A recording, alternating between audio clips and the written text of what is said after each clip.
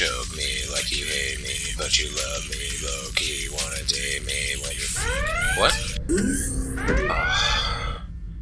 There goes another one. You know, I started this journey with a crew of 12. Slowly but surely, they're all throwing themselves out the airlock once they figure out where we're going. I mean, it's not that bad, is it? I dealt with flat earthers back in the 21st century, so this is like a normal day for me. Astronauts these days can't even handle it. All that's left is Private Jenkins.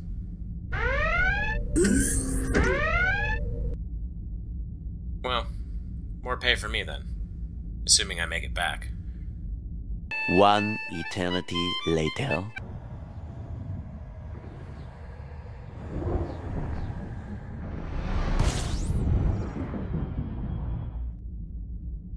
Aha, we're here. This is it, everybody. This is the spaceship that humanity dumped all of its idiocy into when the Earth was too full of it. And we're going aboard to take a look. Welcome, everyone, to Dumb Space.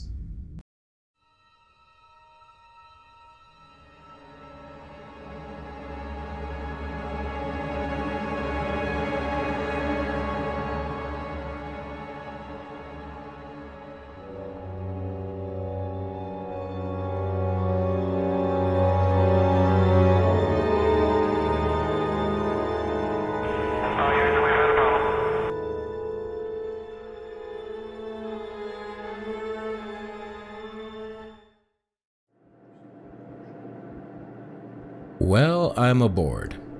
Gods, it is dreary in here though, isn't it? Hang on, let me set up camp and make things a little more bearable here. 6.5 hours later. There, that's much better. I can handle this for a little while. It's actually almost cozy. I'm just gonna assume that was a piece of machinery shifting. Or a cat dying. Anyway, now that I've got the laptop set up, let's hack into the central mainframe and figure out just how much stupid is being stored here.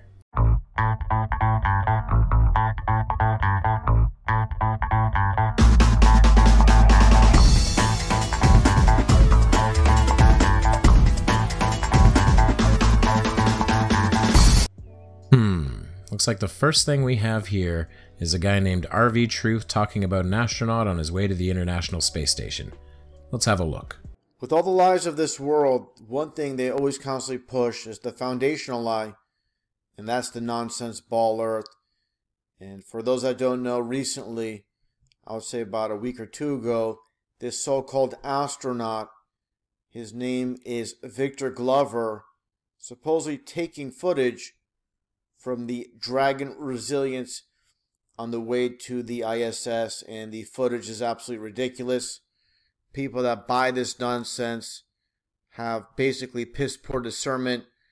They basically don't know the difference between their butt and a hole in the ground. They have no idea that they're being lied to on a grand scale. Let's get right to the footage. You see, in the future, you don't really hear from basement dwellers like this one anymore. While they sat in front of their computers, scoffing at everything going on in the world around them, that same world kept right on going. Commercial spaceflight became available. Mankind returned to the moon and started colonies on Mars.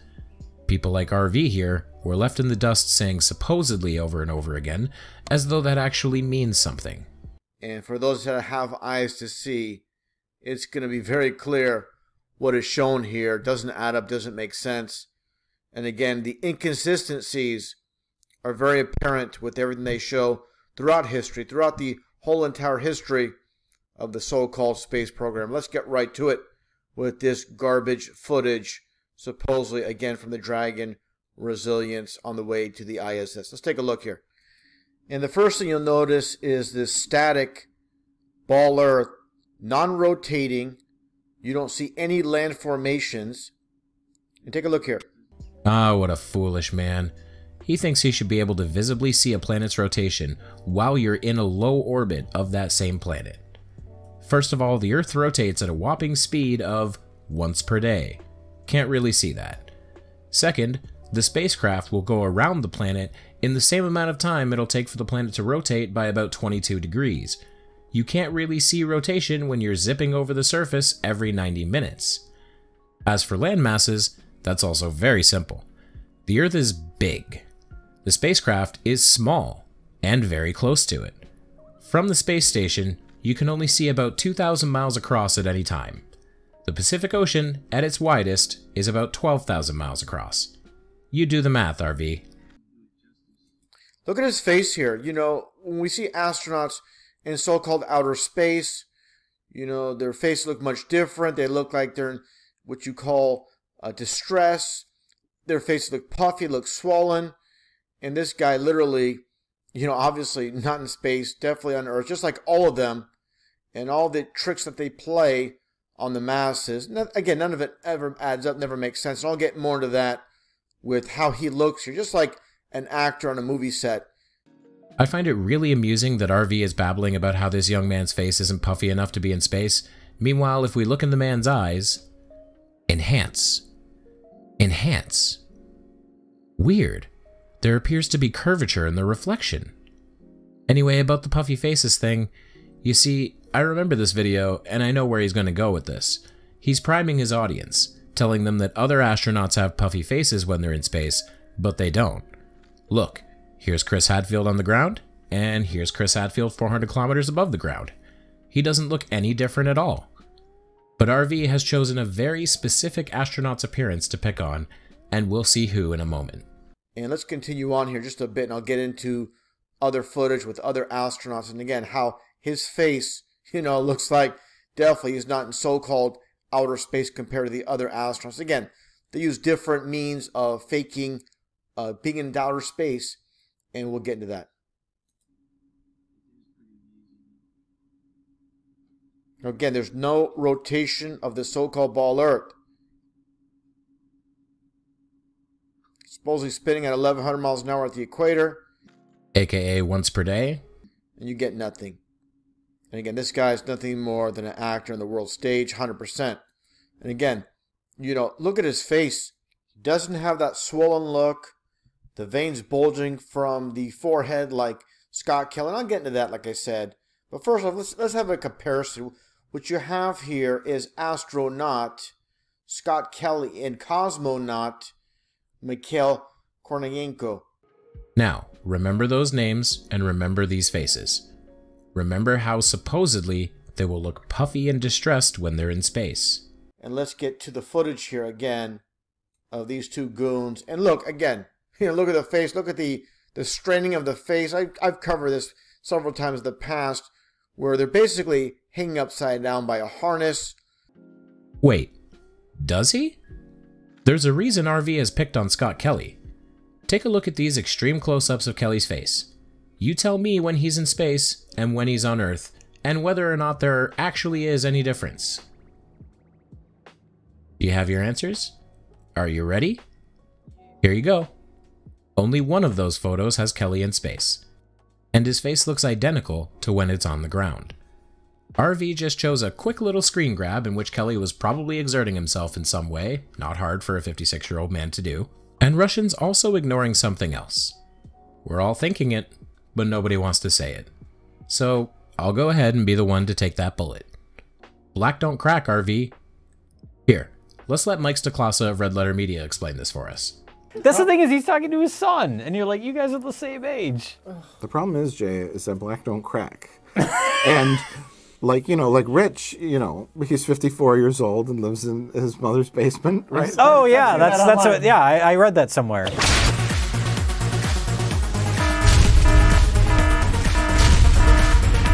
So we don't know the ages of all these people. That's true. As white people, we age very poorly. So, to explain in more sober terms, Scott Kelly is an old white man. He's a man who looks his age, and that's why you picked him. It's easy to find frames of his face looking odd. Victor Glover, meanwhile, is 15 years younger and black, making it more likely for him to retain smoother facial features later in his life. Black don't crack, RV. Boy, that cat is having a tough time.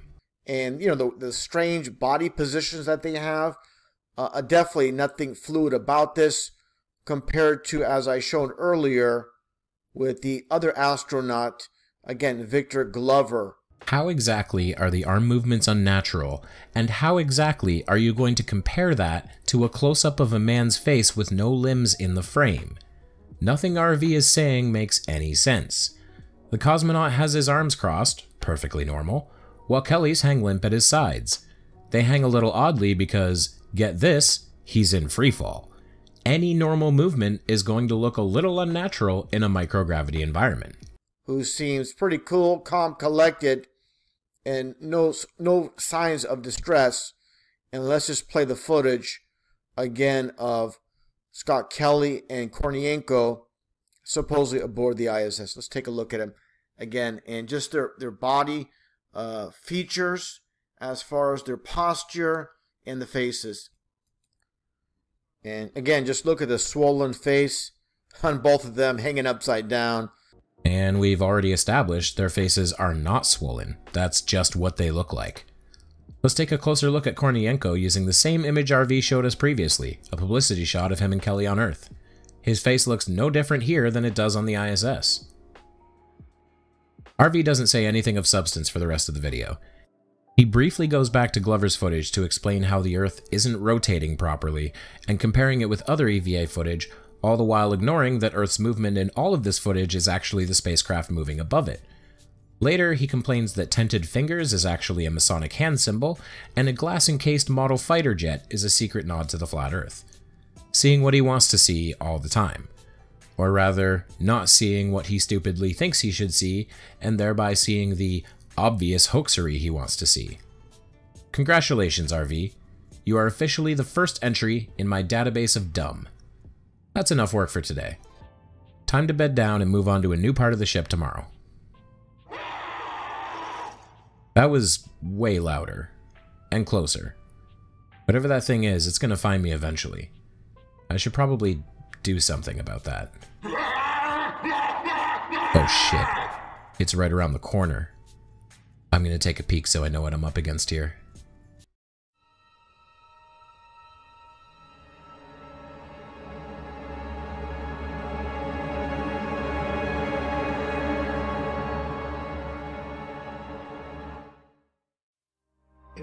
If you like this video, please give it a like. If you want to see more, please subscribe and turn on the bell for notifications. If you want to support me further, consider becoming a member or a patron, or checking out my merch or my Amazon links. Thank you, and I will see you over the curve, Space Cowboys. In a vast cosmic arena.